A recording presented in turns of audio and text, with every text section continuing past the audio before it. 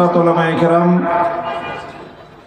সম্মানিত বয়োজ্যেষ্ঠ আমার মুরব্বী সাহেবান, সমবেত ইসলাম প্রিয়, কোরআন প্রেমিক, নবী প্রেমিক, তাওহীদি মুসলমান ভাই ও বন্ধুগণ, আল্লাহ পাক রব্বুল আলামিনের অসংখ্য শুকরগুজারি আদায় করি যে মহান রব্বুল আলামিন আমাদেরকে তৌফিক দান করেছেন আজকের এই মুবারক মাহফিলে শরীক হওয়ার, অংশগ্রহণ করার, উপস্থিত হওয়ার। আল্লাহ পাকের বড়ই মেহেরবানি। এই জন্য আল্লাহ পাক রব্বুল আলামিনের দরবারে কালিমাতুশ শুকরের হাদিয়া পেশ করি আলহামদুলিল্লাহ। আমি আপনাদের মাঝে খুবই অল্প সময়ের মেহমান। পবিত্র কোরআনে কারীমের সূরাতুল হজ্জের 41 নম্বর আয়াত আমি তেলাওয়াত করেছি আপনাদের সামনে। আয়াতকে সামনে রেখে অল্প কয়েকটা কথা আমি আপনাদেরকে আরজ করব। মাহফিলটা একরকম ছিল, কিন্তু আপনাদের উপস্থিতি এবং সামগ্রিক পরিবেশ একটু ভিন্ন রকম, এবং দেশের পরিবেশও একটু ভিন্ন রকম, এই জন্য আলোচনাও ভিন্ন রকম। আমি কোরআনে কারীমের যে আয়াত তেলাওয়াত করেছি, এটা হলো কোরআনের পক্ষ থেকে এবং আল্লাহর পক্ষ থেকে মুসলিম জাতির প্রতি একটা রাজনৈতিক নির্দেশনা। যারা পবিত্র কোরআনে কারীমের রাজনৈতিক আদর্শ মানতে চায় না, তারা উলামায়ে কেরাম এবং আলেম সমাজের কাছ থেকে রাজনৈতিক বক্তব্য শুনলে তাদের গাত্রদাহ শুরু হয়। আর আমরাও তাদেরকে এইভাবে তাদের গা জ্বালা পড়া হইতে দেখলে ভালো লাগে। আমাদের ভালো তো লাগবেই, যেহেতু আল্লাহর ভালো লাগে। আল্লাহ নিজেই বলেছেন, কুল মুতু বিগাইজিকুম, তোমরা জ্বলতে জ্বলতে পুড়তে পুড়তে মরে যাও, এতে আল্লাহরও কিছু আসবে যাবে না, আর আল্লাহকে যারা ভালোবাসে তাদেরও কিছু আসবে যাবে না। তো কাজেই কথা আমাদের এটা পরিষ্কার যে আমরা ইসলামের সকল বিষয়ক নির্দেশনা যেরকম নিজেরাও মানি এবং গোটা জাতিকে মানার জন্য উদ্বুদ্ধ করি, আমরা নিজেরা সেটাকে মানার চেষ্টা করি এবং আল্লাহর জমিনে সেটা বাস্তবায়ন করার চেষ্টা করি। এবং এই চেষ্টা করতে গিয়ে আমাদের সাধ্য সামর্থ্যের সবটুকু আমরা ব্যয় করি। কেউ যদি আল্লাহর দ্বীনের পথে আমাদের রাস্তায় বাধা হয়ে দাঁড়াবার চেষ্টা করে, তখন সেই বাধা উৎখাত করার জন্য আমাদের যা করতে হয় আমরা সেটা করতেও বদ্ধপরিকর। এখানে কথার মধ্যে আমাদের কোনো অস্পষ্টতা নেই, আমরা যা করতে চাই সেটাও পরিষ্কার বলে দিলাম। কাজেই সামনে যদি আমাদেরকে আল্লাহর দ্বীনের পথে কেউ অন্তরায় তৈরি করতে চায়, সেজন্য আমাদের এই অবস্থানটা সম্পর্কে জেনে শুনে তারপরে সামনে এসে দাঁড়ায়। আল্লাহ পাক রব্বুল আলামিন বলেন, আল্লাযীনা ইম্মাক্কানাহুম ফিল আরদি আকামুস সালাতা ওয়া আতাউয যাকাতা ওয়া আমারু বিল মা'রুফি ওয়া নাহাউ আনিল মুনকার। যে মুমিন মুসলমান যারা নিজেদেরকে মুসলমান বলে পরিচয় দেয়, নিজেদেরকে ঈমানদার বলে বিশ্বাস করে, যদি আল্লাহ রাব্বুল আলামিন সেই মুমিনদেরকে, ঈমানদার এবং মুসলমানদেরকে যদি রাষ্ট্র ক্ষমতা দেন, তাহলে সেই রাষ্ট্র ক্ষমতা দিয়ে তারা কি করবে? মুসলমানের পরিচয় কি? মুসলমানরা রাষ্ট্র ক্ষমতা পেলে কি করবে সে কথাই আল্লাহ বলেছেন যদি মুসলমানরা রাষ্ট্র ক্ষমতা পায়, তাহলে তারা রাষ্ট্র ক্ষমতা ব্যবহার করে প্রথমে 4টি কাজ করবে। কয় কাজ? 4 কাজ করবে যদি মুসলমানরা রাষ্ট্র ক্ষমতা পায়। প্রথম কাজ হলো আকামুস সালাত। গোটা রাষ্ট্রের মধ্যে যত মুসলমান আছে সমস্ত মুসলমানদের মধ্যে তারা নামাজ কায়েম করবে। কোন মুসলমান নামাজের বাইরে থাকবে না। এটা হলো রাষ্ট্রের প্রথম কাজ, প্রথম জিম্মাদারি। 2 নম্বর কাজ হলো ও আতাউয যাকাত। তারা মুসলিম সমাজের মধ্যে যাকাত ব্যবস্থা বাস্তবায়ন করবে, যাকাত ব্যবস্থা প্রতিষ্ঠিত করবে। শতভাগ মুসলমান যাকাত ব্যবস্থার অধীনে চলে আসবে। এটা হলো 2 নম্বর কাজ। 3 নম্বর কাজ হলো আমারু বিল মারুফ, রাষ্ট্র ক্ষমতা দিয়ে জনগণের মধ্যে তারা সৎ কাজের আদেশ দিবে, জনগণকে সৎ কাজ করতে বাধ্য করবে, সৎ কাজ করতে নির্দেশ দিবে। 3 নম্বর কাজ। 4 নম্বর কাজ হলো ওয়ানাহু আনিল মুনকার, রাষ্ট্র ক্ষমতা পেয়ে মুসলিম রাষ্ট্রের দায়িত্বশীল বর্গ 4 নম্বর কাজ হবে তাদের অন্যায় কাজে, শরীয়ত গর্হিত কাজে মানুষকে তারা শক্তি প্রয়োগ করে বাধা দিবে, তাদেরকে বারণ করবে, নিষেধ করবে। এই হলো 4টা কাজ। বিশেষ করে প্রথম যে 2টি কাজ, নামাজ কায়েম করা, যাকাত ব্যবস্থা বাস্তবায়ন করা, এটা হলো ইসলামী রাষ্ট্রের সবচেয়ে প্রথম এবং বুনিয়াদী জিম্মাদারি।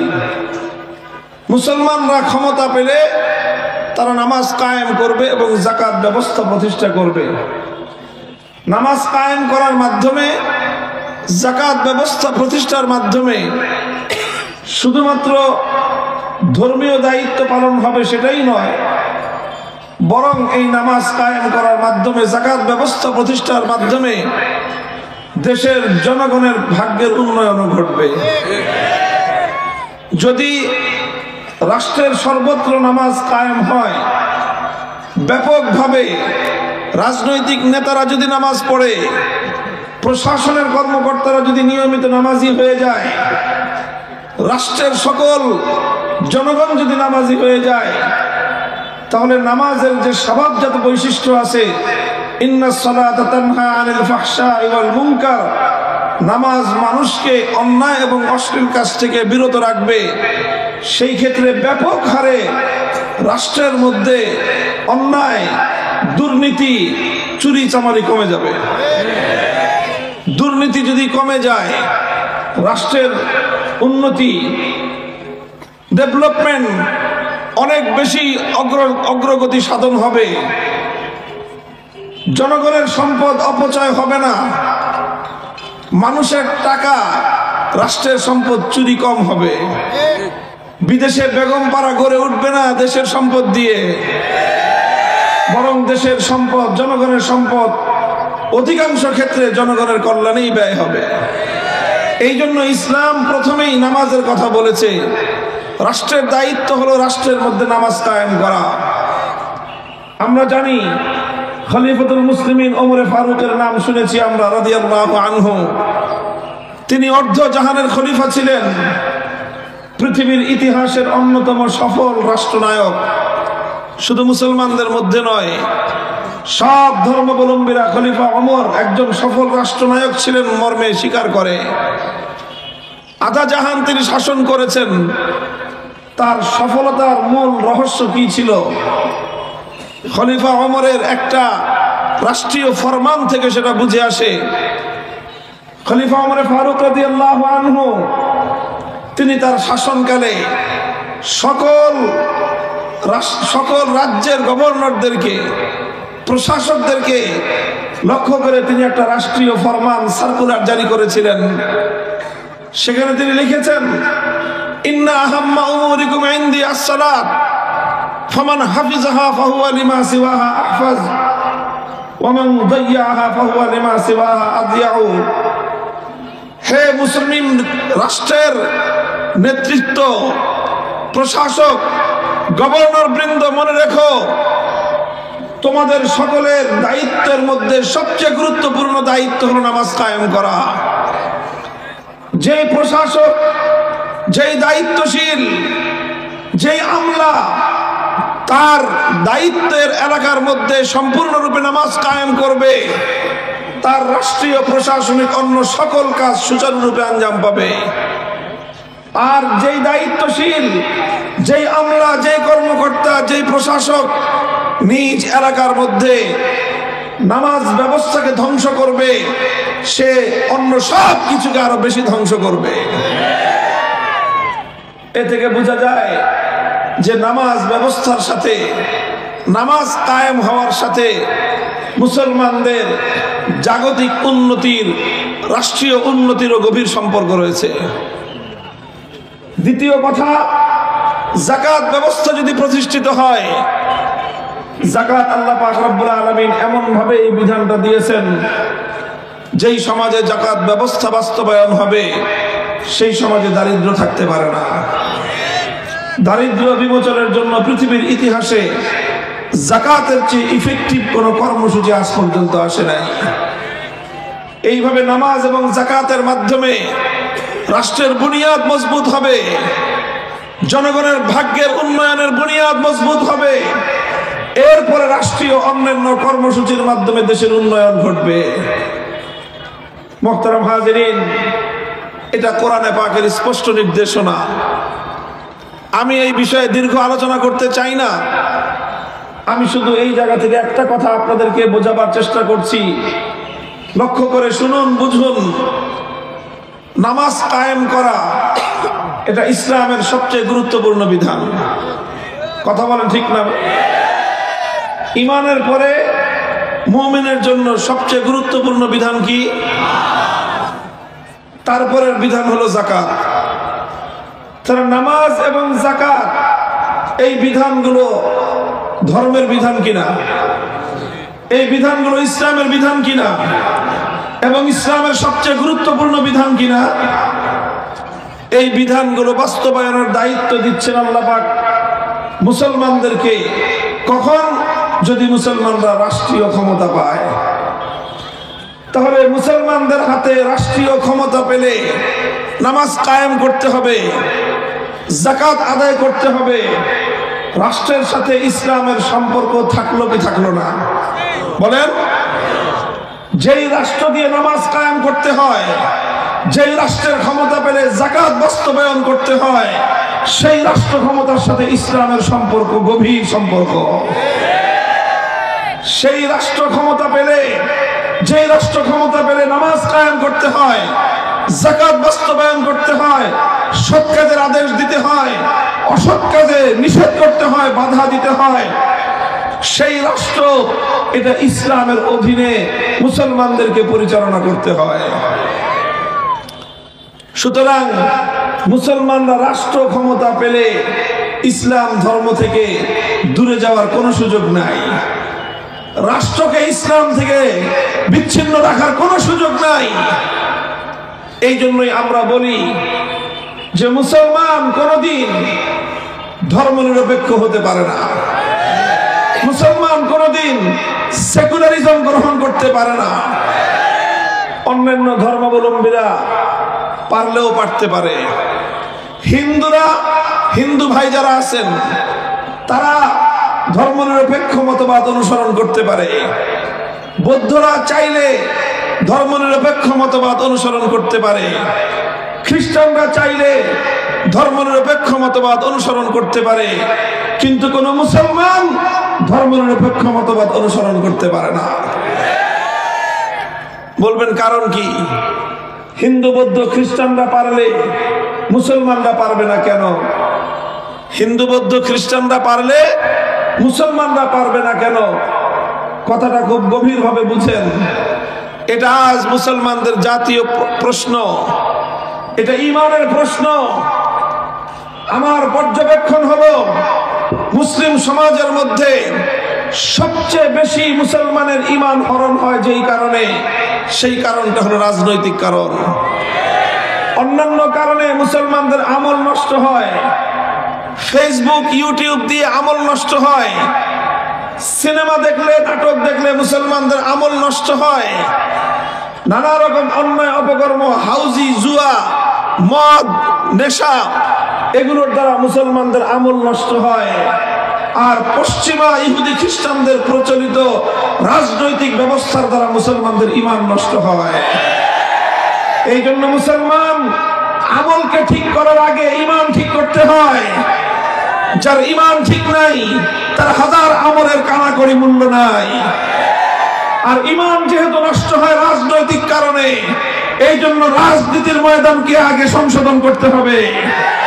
রাজনীতির ময়দান থেকে বেঈমানি, কুফরি, গাদ্দারি, বিশ্বাসঘাতকতাকে ঝাঁটা পেটা করে বিদায় করতে হবে।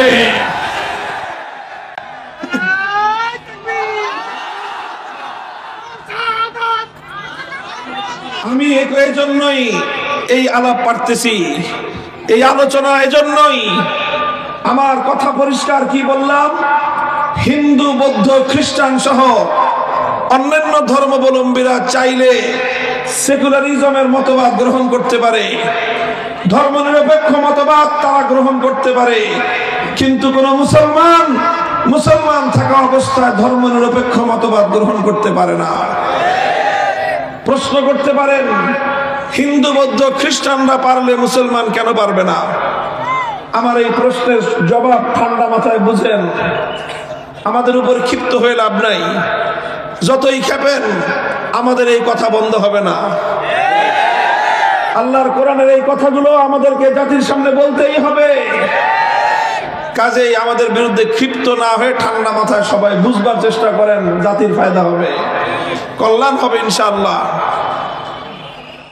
অন্যান্য জাতি ধর্মনিরপেক্ষ মতবাদ গ্রহণ করতে কোনো সমস্যা না থাকলেও কোন মুসলমান ধর্মনিরপেক্ষ মতবাদ, সেকুলারিজমকে গ্রহণ করতে পারবে না। এর মূল কারণ হলো এই যে, দেখেন সেকুলারিজম কাকে বলা হয়, ধর্মনিরপেক্ষ মতবাদ কাকে বলা হয়। ধর্মনিরপেক্ষ মতবাদের মূল কথা হলো এই, রাষ্ট্রের সাথে ধর্মের কোনো সম্পর্ক থাকবে না। ধর্মনিরপেক্ষ মতবাদের মূল আদর্শটাই হলো, মূল বক্তব্যটাই হলো, রাষ্ট্রের সাথে কোনো ধর্মেরই কোনো সম্পর্ক থাকবে না। রাষ্ট্রের সাথে, এই ড্রোনটা বন্ধ করেন, কার এটা? রাষ্ট্রের সাথে ইসলাম ধর্মেরও সম্পর্ক থাকবে না, হিন্দু ধর্মেরও সম্পর্ক থাকবে না, বৌদ্ধ ধর্মেরও সম্পর্ক থাকবে না, খ্রিস্ট ধর্মেরও সম্পর্ক থাকবে না। রাষ্ট্রের সাথে কোনো ধর্মের সম্পর্ক থাকবে না। রাষ্ট্র চলবে রাষ্ট্রের গতিতে, যার যার ধর্ম সে পালন করবে। এটার নামই হলো সেকুলারিজম, এটার নামই হলো ধর্মনিরপেক্ষ মতবাদ। ভাই এটা কার? এইটা ড্রোনটা সরান না কেন এটা? আর আপনারা কি সব ড্রোনের দিকে, উপরের দিকে, আসমানের দিকে মাথা থাকা উঠে থাকেন?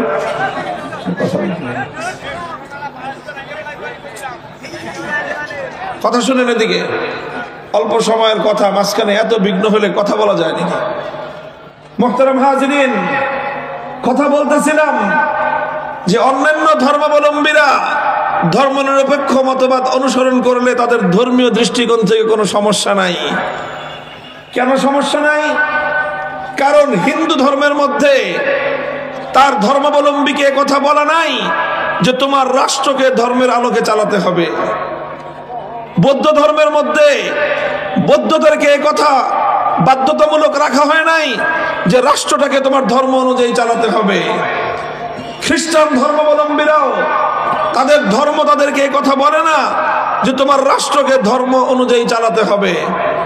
এই জন্য হিন্দু, বৌদ্ধ, খ্রিস্টান তারা তাদের রাষ্ট্রকে ধর্ম থেকে আলাদা রাখলে তাদের ধর্মের কোনো সমস্যা নাই। এই জন্য তারা চাইলে তাদের রাষ্ট্রকে তাদের ধর্ম থেকে আলাদা রাখতে পারে। ধর্মনিরপেক্ষ মতবাদের কথা হলো রাষ্ট্রকে ধর্ম থেকে আলাদা রাখো। সুতরাং তারা একই সাথে সেকুলারিজমের আদর্শ অনুসরণ করতে পারে, আবার ধর্ম মানতে পারে। যেহেতু তাদের ধর্মের আদর্শ আর সেকুলারিজমের আদর্শের মধ্যে কোনো কন্ট্রাডিকশন নাই, কোনো বিরোধ নাই। ধর্মনিরপেক্ষ মতবাদ বলে রাষ্ট্রকে ধর্ম থেকে আলাদা রাখো, আর ধর্ম এ কথা বলে না যে রাষ্ট্রকে ধর্মের আন্ডারে আনো। সুতরাং একজন মানুষ একই সময়ে হিন্দু ধর্মের বিধান মেনে মানতে পারে, আবার সেকুলারিজম মেনে রাষ্ট্রকে ধর্ম থেকে আলাদাও রাখতে পারে। একজন বৌদ্ধ একই সময়ে বৌদ্ধ থাকতে পারে, আবার সেকুলারিজম ধর্মনিরপেক্ষতা মেনে রাষ্ট্রকে ধর্ম থেকে আলাদাও রাখতে পারে। একজন খ্রিস্টান সে খ্রিস্টান থেকে তার ধর্ম মানতে পারে, আবার রাষ্ট্রকে তার খ্রিস্টান ধর্ম থেকে আলাদা রেখে সেকুলারও সে থাকতে পারে, ধর্মনিরপেক্ষ থাকতে পারে। এই জন্য হিন্দু ধর্মনিরপেক্ষ হলে তার ধর্মের কিছু আসে যায় না, বৌদ্ধ ধর্মনিরপেক্ষ থাকলে তার ধর্মের কিছু আসে যায় না, খ্রিস্টান ধর্মনিরপেক্ষ থাকলে তার ধর্মের কিছু আসে যায় না। কিন্তু মুসলমান যখন ধর্মনিরপেক্ষ মতবাদ গ্রহণ করতে চায়, মুসলমান যদি ধর্মনিরপেক্ষ মতবাদ অনুসরণ করতে চায়, গ্রহণ করতে চায়, তখন মুসলমানের সামনে দুটো আদর্শ আসবে। কয়টা আদর্শ? ধর্মনিরপেক্ষ মতবাদ বলবে রাষ্ট্রকে ধর্ম থেকে আলাদা রাখো, রাষ্ট্রকে ধর্ম থেকে আলাদা রাখো, এটা বলবে ধর্মনিরপেক্ষ মতবাদ। আর ইসলাম মুসলমানকে বলবে খবরদার, রাষ্ট্র যেন ধর্ম থেকে আলাদা হতে না পারে, রাষ্ট্রকে ধর্মের আন্ডারে চালাতে হবে। এটা পরিষ্কার কথা, কোনো গোজামিলের কোনো জায়গা নাই, কথার মধ্যে অস্পষ্টতার কোনো সুযোগ নাই। ইসলাম পড়েন, আমি রেফারেন্স দিলাম কোরআনে কারীমের সূরাতুল হজ্জের ৪১ নম্বর আয়াতের রেফারেন্স। বাড়িতে গিয়ে এই আয়াত খুলবেন, অনুবাদ দেখেন, ট্রান্সলেশন দেখেন, পরিষ্কার কথা আল্লাহ বলছেন মুসলমানরা রাষ্ট্র ক্ষমতা পেলে সর্বপ্রথম নামাজ কায়েম করবে, তারপরে যাকাত বাস্তবায়ন করবে। সুতরাং রাষ্ট্রকে দিয়ে তারা ধর্মকে বাস্তবায়ন করবে।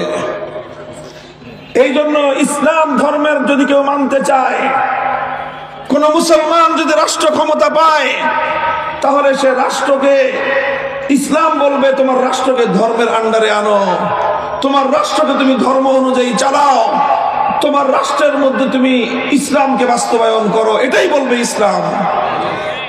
এখন একদিকে সেকুলারিজম বলতেছে রাষ্ট্রকে ধর্ম থেকে আলাদা করো, আরেকদিকে ইসলাম বলতেছে রাষ্ট্রকে ধর্মের আন্ডারে আনো। এবার আমি আপনাদের কাছে জিজ্ঞাসা করতে চাই, আপনারা একটু চিন্তা করে বিবেক দিয়ে জবাব দেন, একজন মানুষের পক্ষে একই সময়ে রাষ্ট্রকে ধর্ম থেকে আলাদা করা, আবার রাষ্ট্রকে ধর্মের আন্ডারে নেওয়া, ধর্ম অনুযায়ী রাষ্ট্রকে চালানো, দুটো নির্দেশ একসাথে পালন করা সম্ভব? যদি সে ধর্মনিরপেক্ষ মতবাদের আদর্শ অনুসরণ করতে চায়, রাষ্ট্রকে ধর্ম থেকে আলাদা করতে হবে। আর যদি সে ইসলাম মানতে চায়, তাহলে রাষ্ট্রকে ধর্মের আন্ডারে চালাতে হবে। এখন যারা ধর্মনিরপেক্ষ মতবাদের রাজনীতি করেন, বাংলাদেশে ঘোষিতভাবে একটা রাজনৈতিক দলই আগাগোড়া ধর্মনিরপেক্ষ মতবাদের রাজনীতি করেছে, আওয়ামী লীগ। আওয়ামী লীগের নেতৃবৃন্দ পালাইছে, তার মানে এই তো না যে সব অনুসারীরাও পালায় গেছে, তা তো আর না।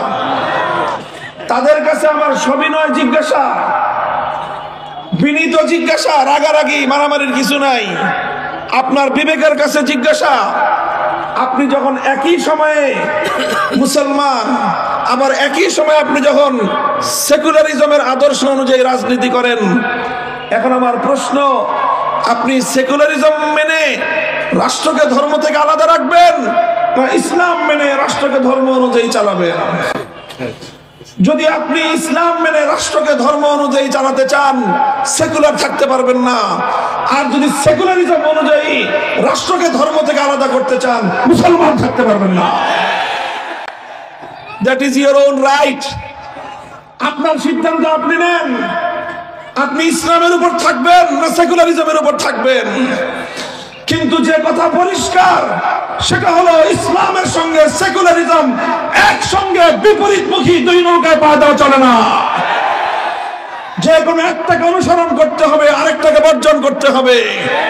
ধর্মকে, রাষ্ট্রকে ধর্ম অনুযায়ী চালাতে গেলে সেকুলারিজমকে তালাক দিতে হয়, রাষ্ট্রকে ধর্ম থেকে আলাদা করলে ইসলামকে ছাড়তে হয়। যারা ইসলাম মানবে সেকুলারিজম মানতে পারে না, যারা সেকুলারিজম মানবে মুসলমান থাকতে পারে না।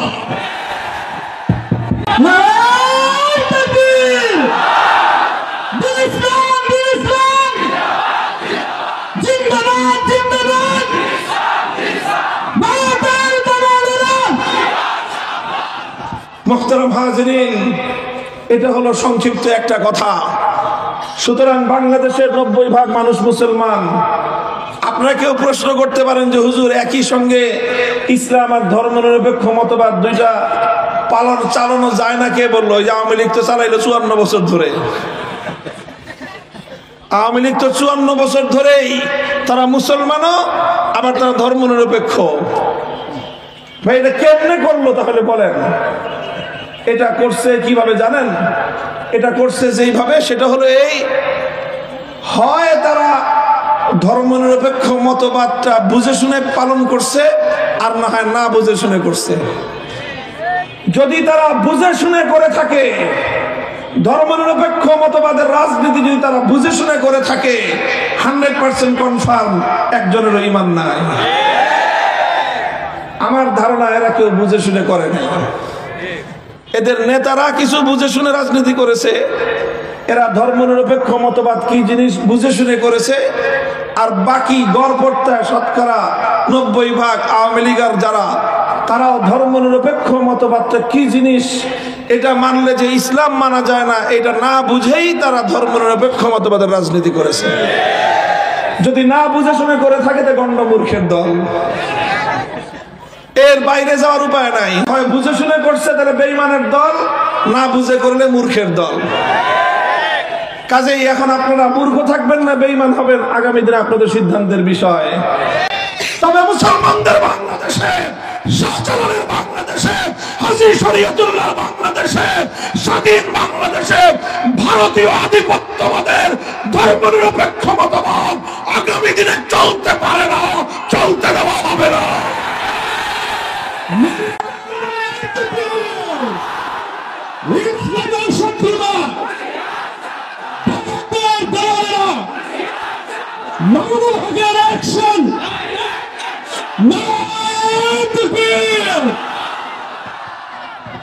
এটা হলো ধর্মীয় দৃষ্টিকোণ থেকে আমি বিশ্লেষণ করলাম। ঐতিহাসিক ভাবেও বাংলাদেশে ধর্মনিরপেক্ষ মতবাদ চলতে পারে না। বলবেন ঐতিহাসিক কিভাবে? ছোট্ট কথা, 190 বছর পর্যন্ত ব্রিটিশরা আমাদের এই গোটা ভারত উপমহাদেশ দখল করে রাখার পর 1947 সালে যখন ব্রিটিশদের সাম্রাজ্যবাদের পতন ঘটলো, এই ভারত উপমহাদেশ যখন স্বাধীনতা লাভ করলো, তখন প্রশ্ন ছিল দেশটা কিভাবে চলবে। অনেক অনেক মতপার্থক্য হওয়ার পর চূড়ান্ত সিদ্ধান্ত হয়েছে দেশটা ভাগ হবে। 47 সালে সিদ্ধান্ত হয়েছিল কি দেশটা ভাগ হবে। কিভাবে ভাগ হবে? হিন্দুরা বলল আমরা ধর্মনিরপেক্ষ মতবাদ অনুযায়ী দেশ চালাতে চাই।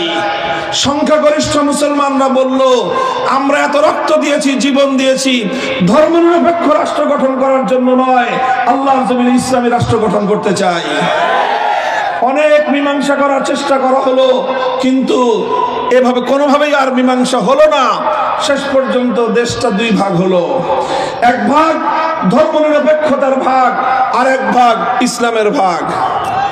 যদিও ধর্মনিরপেক্ষতা আলাদেরকে ভাগে বেশি দেওয়া হয়েছে, জমিন ভাগ করেছে, 20 কাঠা জমিন ওদেরকে দিয়ে দিছে 14 কাঠা, আমাদেরকে দিছে মাত্র 6 কাঠা। দেশটাকে ভাগ করে ওদেরকে প্রায় 4 আনার মধ্যে 4 ভাগের মধ্যে 3 ভাগ ওদেরকে দিয়ে দিছে। মুসলমানদেরকে বঞ্চিত করা হয়েছে, মুসলমানদের সঙ্গে বৈষম্য করা হয়েছে, তাদেরকে প্রাপ্য অধিকার থেকে বঞ্চিত করে তাদেরকে দেওয়া হয়েছে মাত্র 4 ভাগের 1 ভাগ, মাত্র অল্প একটু অংশ। মুসলমানরা তাও মেনে নিয়েছে, ঠিক আছে কম পেয়েছি, কমই থাক। আমরা আমাদের জায়গাগুলোকে ভাগ করার সময় বাংলাদেশের মানচিত্রটার মধ্য দিয়ে দেখবেন মনে হয় তেলাছোড়া হাঁটায় হেঁটে গেছে, এরকম আঁকা বাঁকা মানচিত্র। কারণটা কি? কারণ মানচিত্রের মধ্যে সীমান্ত এলাকায় যত ভালো ভালো ক্রিম গুলো ছিল 47 সালে সব ভারতকে দেওয়া হয়েছে। দার্জিলিং বাংলাদেশ পায়, ভারতকে দেওয়া হয়েছে। সেখানে ওই যে আপনার কি বলে সুনামগঞ্জ এলাকায় ওখানে পাথরের যে পাহাড়গুলো ভারতকে দিয়ে দেওয়া হয়েছে। সব ভালো ক্রিম গুলো ওই পাশে ফেলে আর আমাদের এদিকে খালি রুটি পাঠাইছে। আমরা বললাম ঠিক আছে, ক্রিম ছাড়া যা মাটি পেয়েছি এই মাটি আমাদের জন্য যথেষ্ট, আমাদের এত উন্নতির প্রয়োজন নাই, এত টাকা পয়সার উন্নতির দরকার নাই, এত খনিজ সম্পদের প্রয়োজন নাই। 3 বেলা খেতে না পারলে 1 বেলা খাবো, না পারলে পেটে পাথর বাঁধবো, তবু আমরা একটা ভূখণ্ড চাই, একটা মানচিত্র চাই, একটা দেশ চাই যে দেশে আইন চলবে আল্লাহর, সংবিধান হবে কোরআনের। এইভাবে দেশটা ভাগ হয়েছে 47 সালে। এরপরে সেই 47 সাল থেকে 71, 24 বছর স্বৈরাচারী পশ্চিম পাকিস্তানিরা সেই ওয়াদা ভঙ্গ করে গাদ্দারি করেছে দেখে পাকিস্তানকে ভেঙে টুকরো করা হয়েছে, বাংলাদেশ হয়েছে। কিন্তু 47-এর ভাগ পরিবর্তন হয় নাই, 47-এর ভাগ পরিবর্তন হয় নাই। ভারত মনে করেছিল 71-এর পর বাংলাদেশ স্বাধীন হওয়ার পর ভারত গিলে খাবে। এদেশের দেশপ্রেমিক মুক্তিযোদ্ধা সেনাবাহিনীর কারণে, দেশপ্রেমিক জনতার কারণে ভারত বাংলাদেশকে গিলে খেতে পারে নাই। এই জন্য বাংলাদেশ 47 সালের ভাগ নিয়ে আজও পর্যন্ত বেঁচে আছে। 71-এর মুক্তিযুদ্ধ ছিল বৈষম্যের বিরুদ্ধে লড়াই, জালিমের বিরুদ্ধে মজলুমের লড়াই। 54 বছর পর্যন্ত, 71-এর আগে 24 বছর পশ্চিম পাকিস্তানি স্বৈর শাসকরা গাদ্দারি করেছে, বিশ্বাসঘাতকতা করেছে। 72 থেকে 2024 সাল পর্যন্ত বাংলাদেশের অধিকাংশ শাসকরা বিশ্বাসঘাতকতার গাদ্দারি করেছে জাতির সঙ্গে। 24 জুলাই আগস্টের বিপ্লবের পর এবার আমাদের পরিষ্কার পয়গাম, আমরা ভাগ করেছি দেশ। এক ভাগ পড়েছে ধর্মনিরপেক্ষতার জন্য, আরেক ভাগ পড়েছে ইসলামের জন্য। ইসলামের ভাগের যে অংশ, এখানে যদি কেউ ধর্মনিরপেক্ষতাবাদের রাজনীতির চাষাবাদ করতে চাও, তোমাদেরকে পরিষ্কার কথা, তোমাদের যদি ইসলামের চেয়ে ধর্মনিরপেক্ষ মতবাদ এত পছন্দ হয়ে থাকে, নেত্রীর মতো ধর্মনিরপেক্ষ দেশে চলে যাও।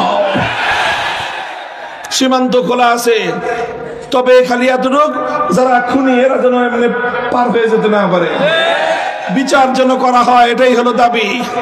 বিচার টিচার হয়ে গেলে যদি কেউ মুক্তি পায় চলে যাক, অন্য দেশে গিয়ে ধর্মনিরপেক্ষতার রাজনীতি করুক, তাতে আমাদের আপত্তি নাই।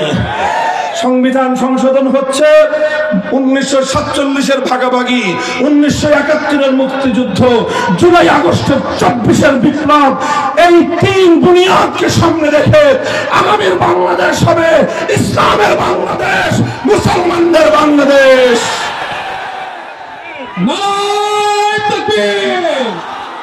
এদেশে হিন্দু থাকবে, বৌদ্ধ খ্রিস্টান সবাই থাকবে। ইসলাম কায়েম হলে অন্য ধর্মাবলম্বীরা বর্তমান সময়ের চেয়েও অধিকার, নিরাপত্তা, সম্মান আরো অনেক গুণ বেশি পাবে।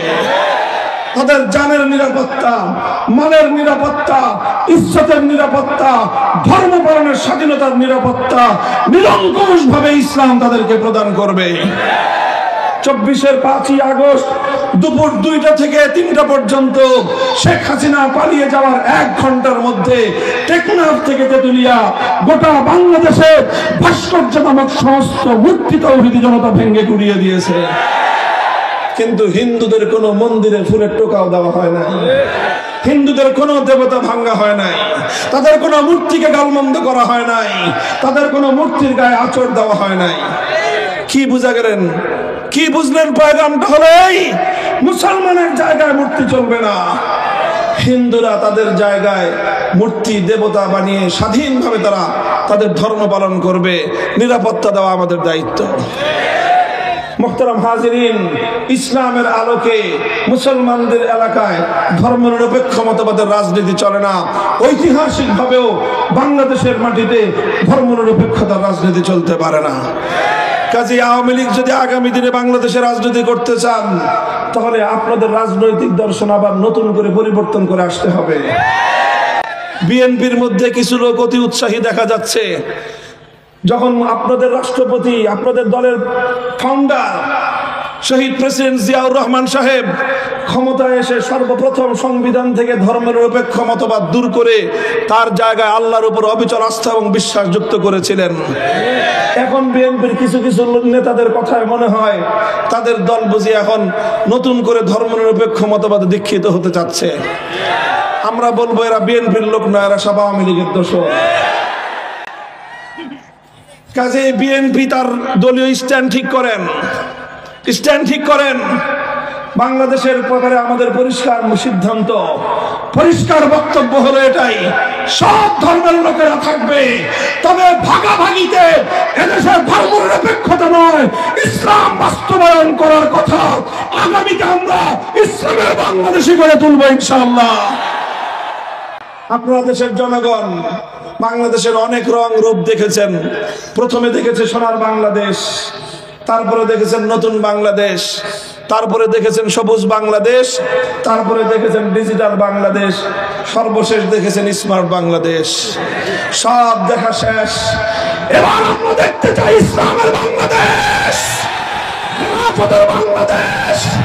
সে বাংলাদেশ গড়বার জন্য রাজপথে মোকাবেলা করবার জন্য যুদ্ধে যেতে কারা প্রস্তুত? হাত তুলে শপথ করুন।